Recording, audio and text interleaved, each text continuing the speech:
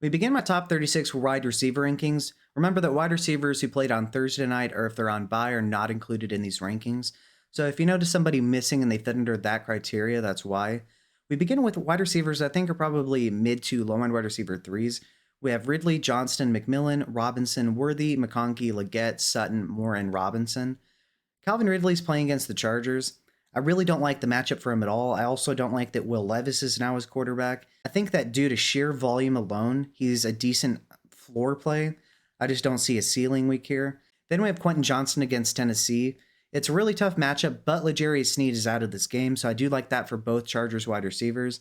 I do think though that they're both going to cap each other's upside, but post bye the Chargers have been passing more, so I do think it makes it safer in general to start multiple wide receivers. You would just prefer that they're flex options if possible, or at best wide receiver threes, but preferably flex if you're going to play one. Then we have McMillan against San Fran. He's been seeing a decent amount of volume. He just hasn't really produced yet. He was playing through injury this past week. I think that they're probably going to be losing this game, so I do think he has the most upside of any of the wide receivers from the Buccaneers this week. Then we have Wandale against Carolina. Carolina's pass defense is actually really bad. In general, teams don't have to pass as much against them because they're destroying them. So I do think it is a little bit deceptive that they're 16th, but Wandale should have a high floor, but I think Neighbors is going to have a really good game this week. So I think he's a safe flex, but not really the high upside play that we would see some weeks. Then we have Xavier Worthy against Denver. I don't think he sees Pat Surtain in this game. There have been so many times where he's barely been missed for a touchdown, been tackled inside the 5. If he would have had touchdown luck on his side, people would have a much different view of Xavier Worthy. He is a threat on any play to score a touchdown, and touchdown luck will catch up to him at some point. Then we have McConkey against Tennessee. Once again, Sneed's out. I do like that for both of them, but I think that they're going to cap each other's upside, but still get a good amount of volume.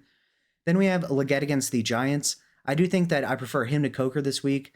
I don't think he scores a touchdown, but I think he has a decent yardage day.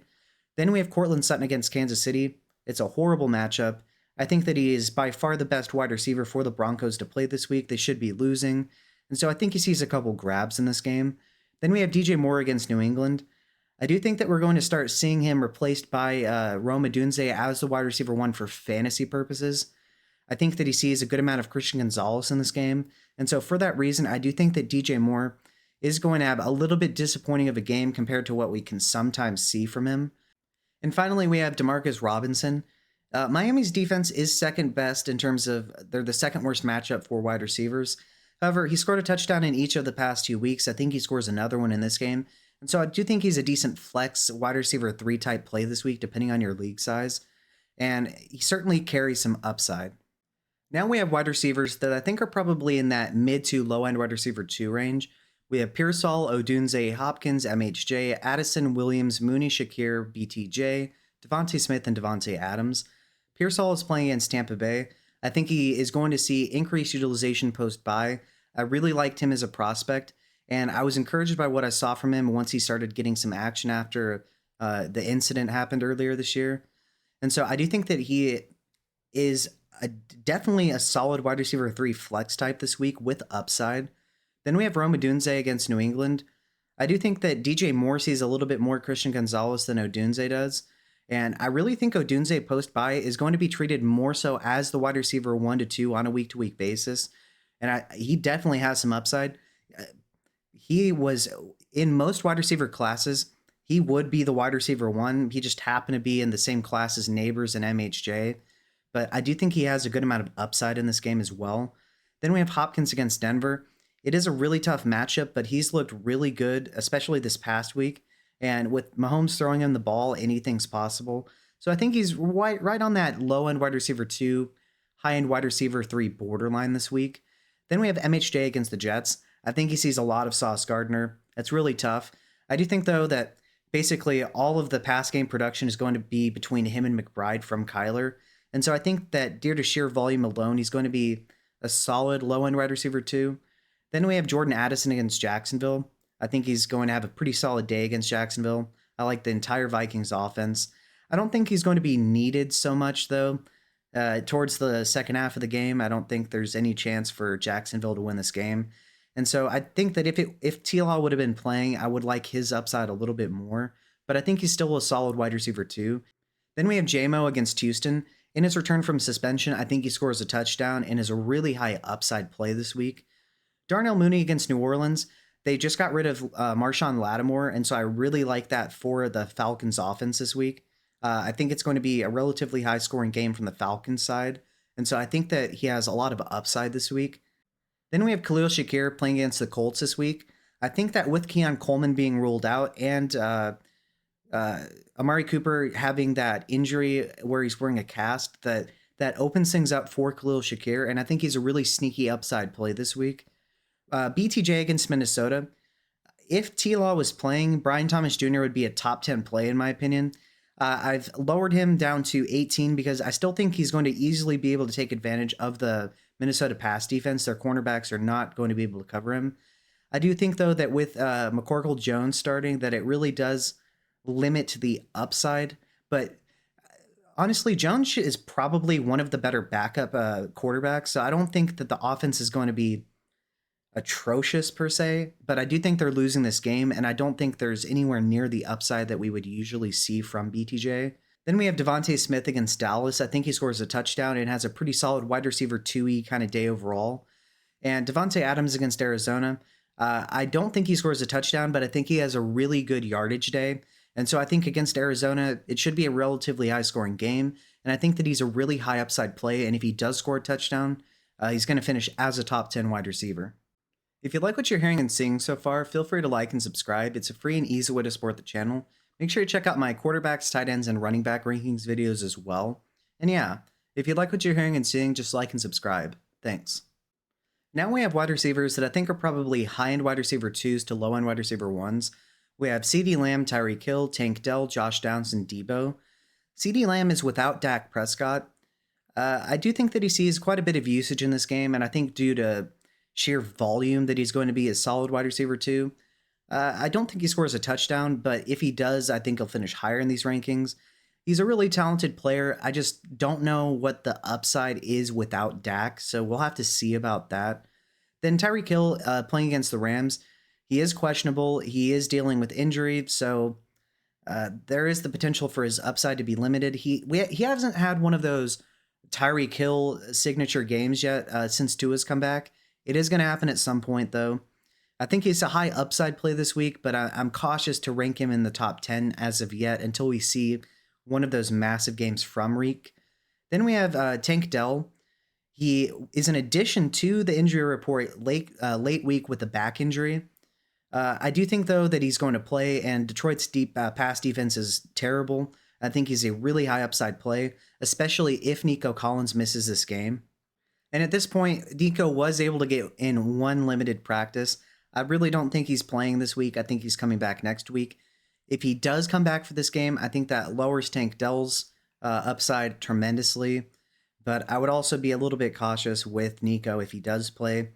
It's a Sunday night game, so it's really hard to be able to have Nico in your lineups as of yet because he's just questionable with one limited practice. But at this point, I would feel comfortable with Tank Dell, but there is the potential that he misses this game. I don't think so, but make sure you watch out for that. Then Josh Downs, Buffalo is a really tough matchup, but with Michael Pittman Jr. being ruled out, I think he sees a ton of volume.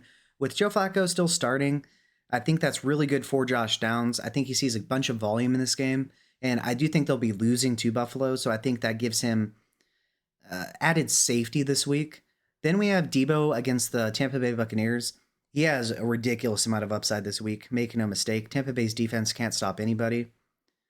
He did get in limited practices, and so I do think he plays this week, and he is a really high upside play, so don't be shocked if he just goes off against Tampa Bay either. Now we have wide receivers that I think are wide receiver 1s, but I wouldn't consider likely candidates to be the wide receiver 1 overall this week. We have George Pickens, Cooper Kupp, and Terry McLaurin.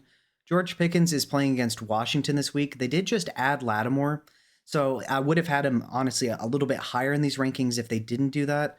I still think he's going to get a good amount of volume overall and be a high upside play.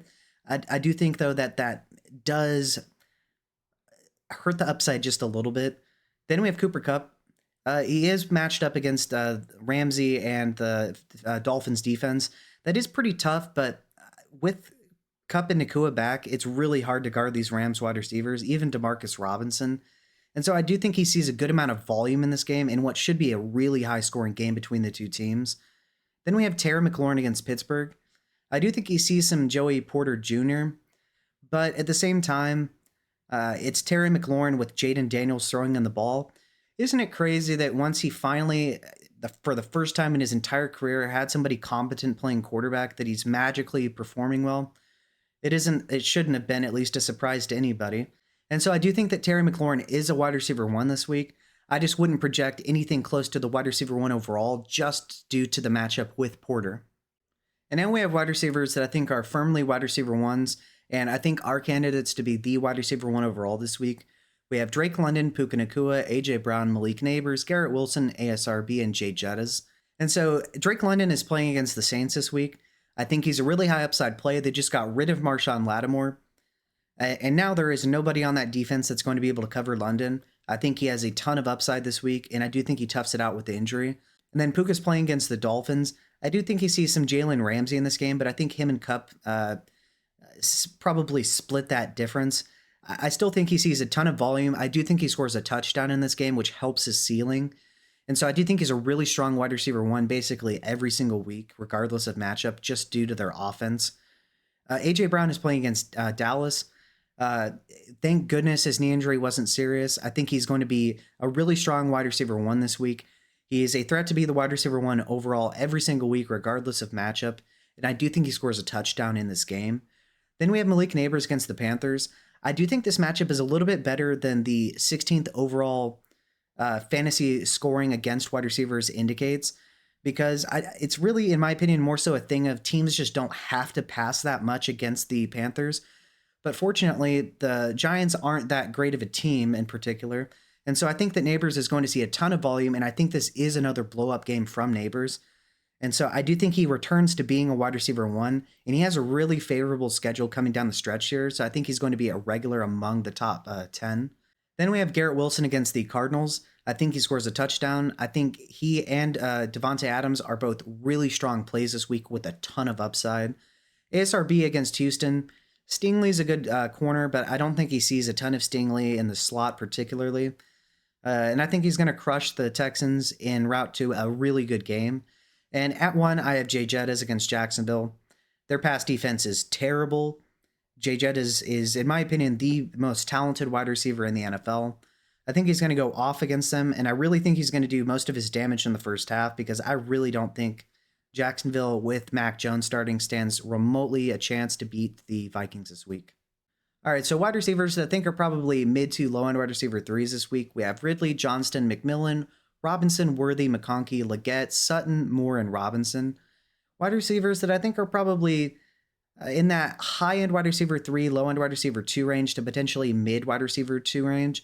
We have Pearsall, Odunze, Hopkins, MHJ, Addison, Williams, Mooney, Shakir, BTJ, Devontae Smith, and Devontae Adams. Wide receivers that I think are probably high-end wide receiver 2s to low-end wide receiver 1s. We have CeeDee Lamb, Tyreek Hill, Tank Dell, Josh Downs, and Deebo Samuel. Wide receivers that I think are probably in that wide receiver 1 range, but I wouldn't consider likely candidates to be the wide receiver 1 overall. We have George Pickens, Cooper Kupp, and Terry McLaurin. And then wide receiver 1s that I think are candidates to be the wide receiver 1 overall this week. We have Drake London, Puka Nacua, AJ Brown, Malik Neighbors, Garrett Wilson, ASRB, and Jay Jettas. All right, so you know the drill. Who do I have too high? Who do I have too low? Is there somebody that I'm not projecting for enough points this week?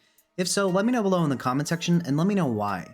With that being said, if you like what you've seen and heard, feel free to like and subscribe. It's a free and easy way to support the channel. And make sure you check out my running backs, tight ends, and quarterback rankings videos as well for week 10. Thanks.